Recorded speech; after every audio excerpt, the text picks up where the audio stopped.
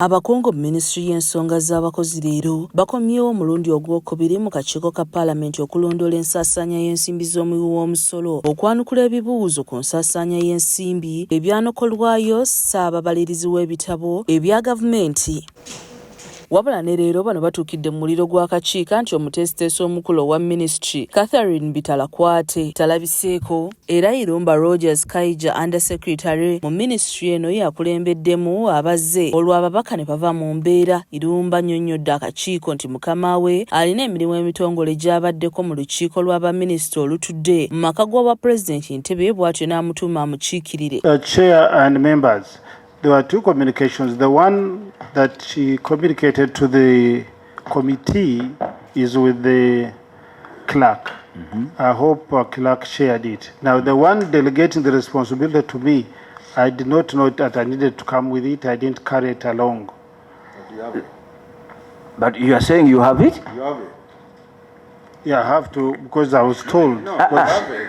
Do you have it and what does it? I don't have it here under with me, but I have to secretary. Under cross-check with the secretary. office. Wabula ababaka basimbye Nakakongo nti omusigira amala bitono ng'ate ensonga z'ensaasaanya tezibaako kusigira okusinziira ku tteeka eriruŋŋamya ensaasaanya y'ensimbi za gavumenti eya Public Accounts Committee. Ono era bamusabye aleete ebbaluwa entongole ekakasa nti yaweereddwa obuyinza okukiikirira omuwandiisi ow'enkalakkalira owa Ministry ya Public Service mu kakiiko kano. Kyokka ababaka kibabuuseeko bw'abategeezezza nti baasindika obubaka eri akakiiko obwo bategeeza nti omukulu tajja kubaawo nga baayita ku WhatsApp. A letter was sent to my WhatsApp on Friday, but I had not seen it.